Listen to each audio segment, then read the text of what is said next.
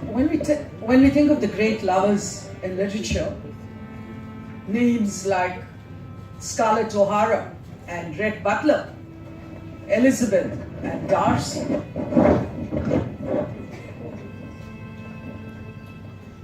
Rochester and Jane Eyre.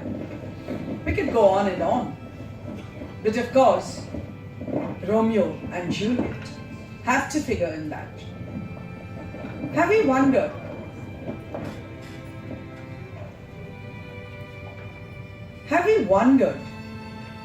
why is it that in all the other tragedies, Shakespeare chose to have just one name in the title, but when it comes to Romeo and Juliet, he decided to have both the names?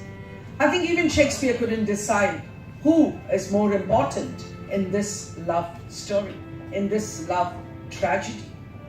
Romeo says, "If I profane with my unworthiest hand this holy shrine, the gentle fine is this. My lips, two blushing pilgrims, ready stand to smooth that rough touch with a tender kiss." And when we think of the play, I think one scene which stands out for most of us, this reminds me, someone once said that when you read Romeo and Juliet as a youth, you think of it as the tragedy of Romeo and Juliet.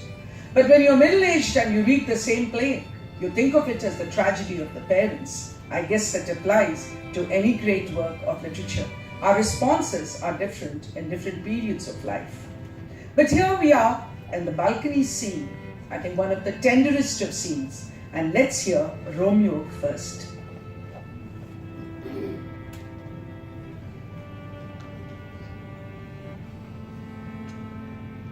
Soft, what light through yonder window breaks? It is the east, and Juliet is the sun.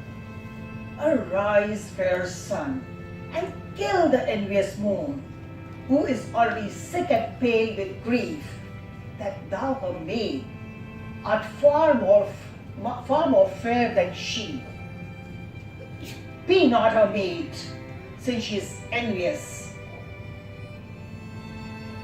Her vestal livery is but sick and green, and none but fools do wear it. Cast it off. It's my lady. Oh, it's my love. Oh, that she knew she were. She speaks, yet she says nothing. What of that? Her eye discourses. I will answer it. I'm too bored. 'Tis not to me she speaks. Two of the fairest stars in all the heaven, having some business, do entreat her eyes to twinkle in their spheres till they return. What if her eyes were there? They in her head? The brightness of her cheek would shame those stars, as daylight doth a lamp. Her eyes in heaven would through the airy region stream so bright that birds would sing and think it were not night. See how she leans her cheek upon her hat. Oh, that I were a glove upon that hand, that I might touch that cheek.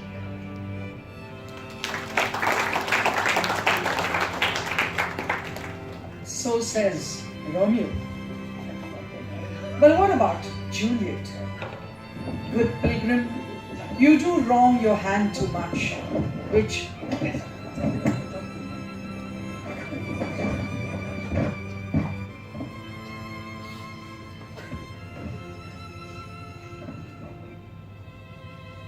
Good pilgrim, you do wrong your hand too much, which mannerly devotion shows in this. For saints have hands that pilgrims' hands do touch, and palm to palm is holy palmer's kiss. Or, on another occasion, she says, good night, parting is such sweet sorrow, that I shall say good night till be tomorrow. Family feuds never deterred lovers, nor does it here. Let us see how Juliet professes her love and what she expects Romeo to do. Oh, Romeo, Romeo, wherefore art thou, Romeo? Deny thy father and refuse thy name, or if thou wilt not, be but sworn my love, and I'll no longer be a Capulet. 'Tis but thy name that is my enemy. Thou art thyself, though not a Montague. What is a Montague? It is nor hand, nor foot, nor arm, nor face, nor any other part belonging to a man. Be some other name. What is in a name? That which we call a rose by any other name would smell as sweet. So Romeo would, were he not Romeo called. Retain that dear perfection which he owes without that title. Romeo, doff thy name, and for that name, which is no part of thee, take all of myself.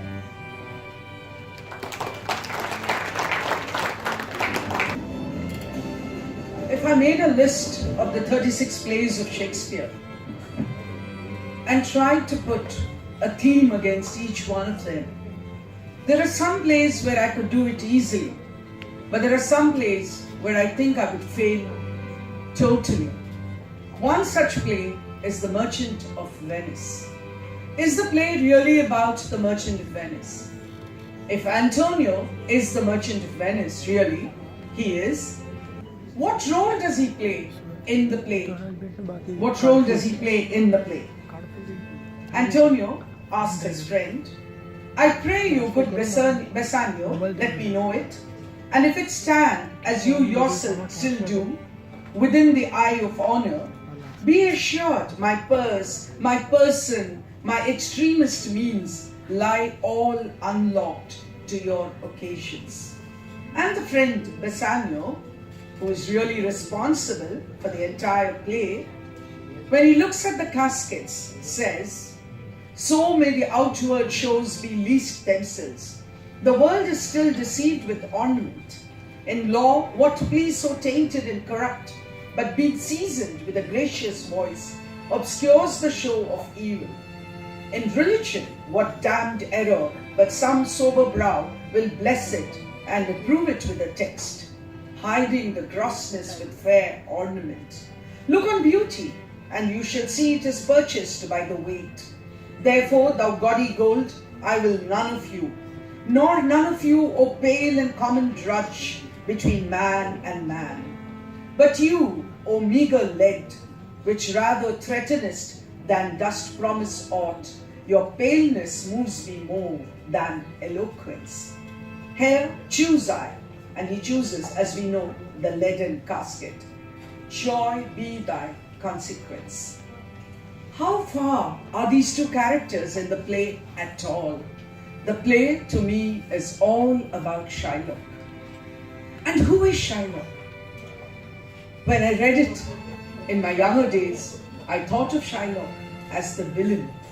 But later, when we realized how much anti-Semitism was at its peak in the Elizabethan age, and how Shakespeare was almost the mouthpiece of that period, we realize that the Jew is not really a villain. He is actually the victim of his age. So let us hear Shylock in what is, I think, one of the most touching speeches to those of us who can empathize with the underdog. You want the letter? No? On the letter? To bait fish withal.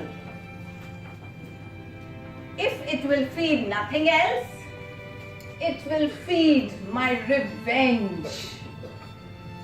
He, Antonio, hath disgraced me, hindered me 500,000, laughed at my losses, mocked at my gains, scorned my nation, thwarted my bargains,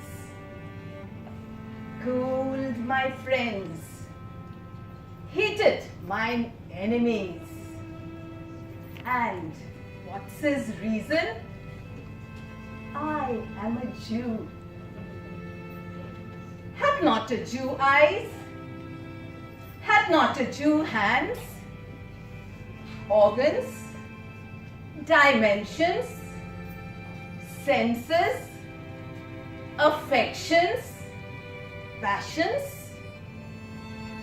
Fed on the same food, hurt by the same weapons, subject to the same diseases, healed by the same means, warmed and cooled by the same summer and winter as a Christian is? If you prick us, do we not bleed? If you tickle us, do we not laugh? If you poison us, do we not die? And if you wrong us, shall we not revenge? If we are like you in the rest, we shall resemble you in that. If a Jew wrong a Christian, what is his humility? Why, revenge. If a Christian wrong a Jew, what should his sufferance be? By Christian example? Revenge. The villainy that you teach me, I shall execute, and it shall go hard, but I will better the instruction.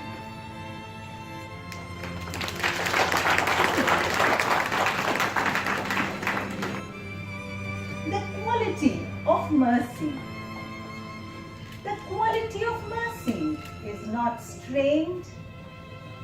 It droppeth as the gentle rain from heaven upon the place beneath.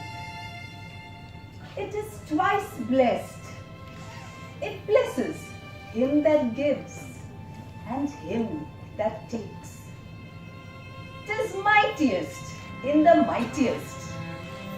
It becomes the throned monarch better than his crown. His scepter shows the force of temporal power, an attribute to awe and majesty, wherein doth sit the dread and fear of kings. But mercy is above this sceptred sway. It is enthroned in the hearts of kings. It is an attribute to God himself. And earthly power doth then show, likest gods, when mercy seasons justice. Therefore, Jew, though justice be thy plea, consider this, that in the course of justice, none of us should see salvation. We do pray for mercy, and that same prayer doth teach us all to render the deeds of mercy. I have spoke thus much to mitigate the justice of thy plea, which, if thou follow, the strict court of Venice must needs give sentence against that merchant there.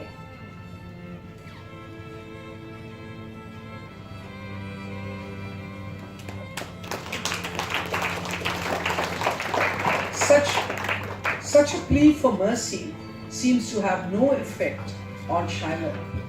And then we see Portia in a totally different role.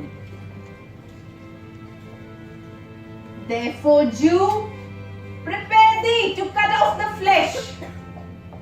Shed thou no blood, nor cut thou, less nor more, but just a pound of flesh. If thou takest more or less than a just pound, be it so much as makes it light or heavy in the substance, or the division of the 20th part of one poor scruple. Nay, if the scale do turn, but in the estimation of a hair, thou diest, and all thy goods are confiscate.